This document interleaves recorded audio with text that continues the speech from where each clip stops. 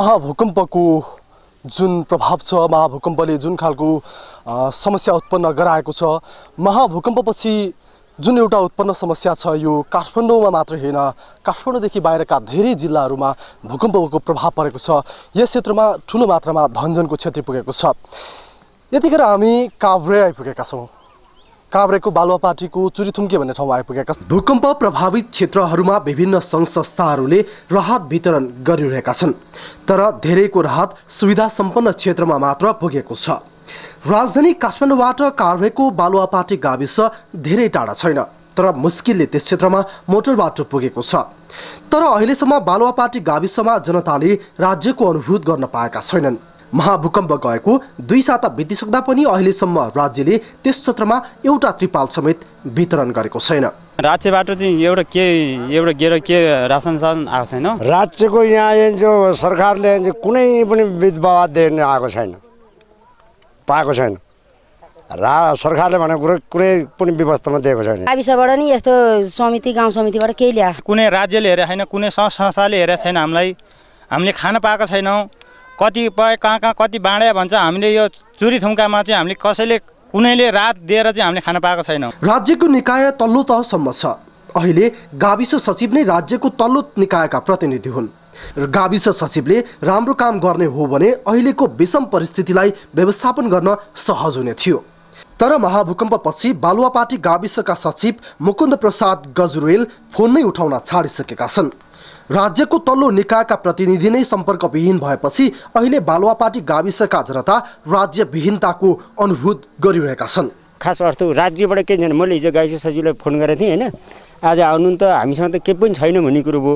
अब रेडियोसोडी सुन्दाखेरि चाहिँ यति दिएछ, फलानुदेखिले ढिसानदेखिले यस्तो दिएछ उस्तो दिएछ भनेको छ होइन। अब जुन राज्य भनेको छ गाविसको सचिवले मैले भने तपाईँ त यहाँको त राजा हो नि त, के छैन भने भन्दाखेरि हामीसँग केही छैन, तपाईँ आउनु सरसल्लाह गरौँ भने थियो। अनि फेरि यहाँ चाहिँ आउने भन्ने कुरो भएर म गाविसमा गइनँ आज। खास गरी यहाँ त्यस्तो केही पनि पाएको छैन। राज्य भन्नु नै यहाँ गाविस सचिव हो अहिले होइन। गाविस सचिवलाई एक दिन पाल बाँध्नेको भन्न हामी बालुवापाटी गएको थियौँ।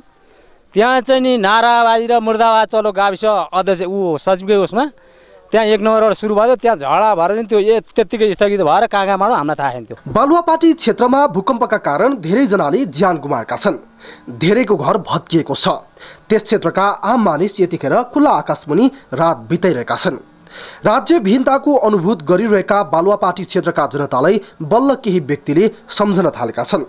शुक्रबार काठमाडौँ विशाल नगरका 3 जना महिलाले त्यस क्षेत्रमा केही राहत सामग्री पुर्याएर भूकम्प प्रभावितलाई राहतको अनुभूत गराएका छन्। जोस्ना राज्यलक्ष्मी राणा सिंह, उपासना राज्यलक्ष्मी राणा सिंह र मधु राज्यलक्ष्मी पाण्डेले त्यस क्षेत्रका 150 भूकम्प प्रभावितलाई राहत सामग्री प्रदान गरेका छन्।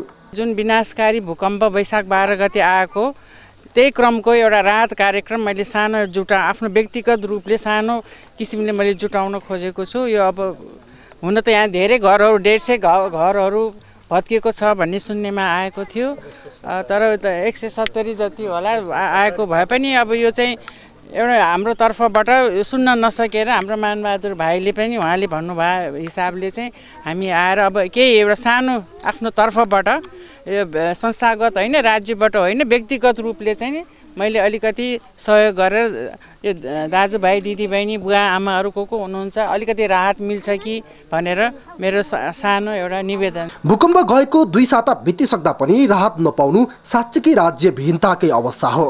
सरकार बारम्बार सबै प्रभावितलाई राहत वितरण गरिसकेको बताइरहेको छ, तर अहिलेसम्म पनि राजधानी नजिकैको काभ्रेका जनताले राहत नपाउनु दुःखद कुरा हो। राज्यको प्रभावकारी उपस्थिति हुनु पर्थ्यो।